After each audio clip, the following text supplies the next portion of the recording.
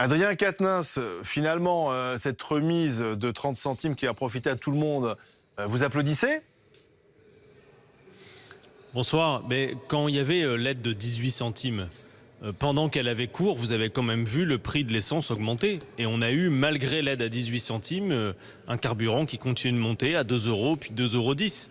Donc nous, ce que nous disons, c'est que des ristournes prises en charge par l'État, en réalité, n'empêche pas le principal phénomène, qui est la spéculation et la hausse des prix. Vous allez pouvoir avoir demain cette ristourne à désormais 30 centimes qui est annoncée par l'État et avoir malgré tout un prix du carburant qui va continuer à augmenter. En fait, ce que nous mettons en cause depuis le début, c'est aussi la question de savoir qui paye en réalité. Est-ce que c'est à l'État de prendre en charge la rente privée, de la garantir ?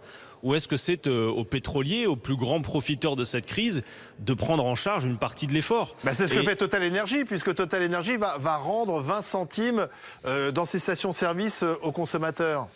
Oui, mais 20 centimes plus les 30 centimes de l'État, ils peuvent se dire on rend ça, mais on a encore du gras pour éventuellement augmenter le prix du carburant. Vous voyez ce que je veux dire? C'est-à-dire qu'en réalité, ça n'est pas eux et pas sur eux que pèse l'essentiel de l'effort. D'ailleurs, disons les choses, pourquoi ce geste a été fait? Pour éviter ce que nous avions proposé avec les députés de la nouvelle Union populaire, c'est-à-dire une taxe exceptionnelle sur les bénéfices records engendrés par ces grandes sociétés. C'est ce que nous avions proposé et précisément cette ristourne de quelques dizaines de centimes a été accordée pour éviter cette taxe. Parce que, faut le rappeler, Olivier Truchot, Total, pendant que les Français payent leur essence à plus de 2 € à la pompe, que c'est parfois plus de 100 € pour faire un plein, et que certains Français, compte tenu aussi du fait qu'ils sont très mal payés, et d'ailleurs le gouvernement a refusé de traiter la question des salaires dans ce débat, finissent par se dire mais finalement aller travailler finit par me coûter. Et donc parfois on y réfléchit à deux fois.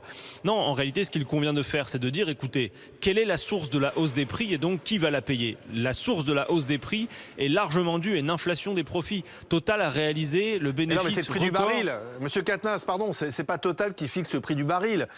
Si les producteurs de pétrole vendent leur pétrole plus cher, on paye plus cher.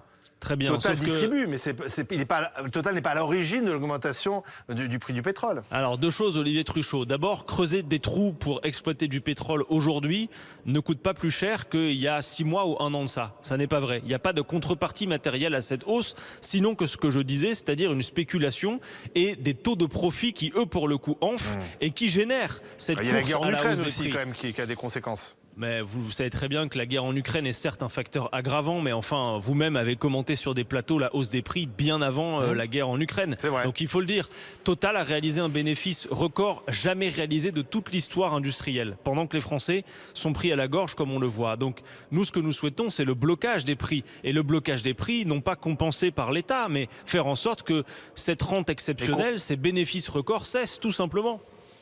Mais le blocage des prix, il y a bien quelqu'un qui paye un blocage.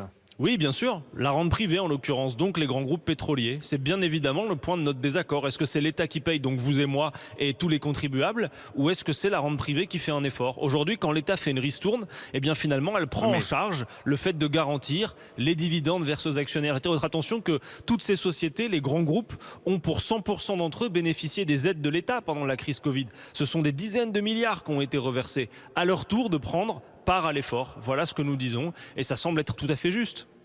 Merci Monsieur Quatennens, merci d'avoir été avec nous quelques minutes.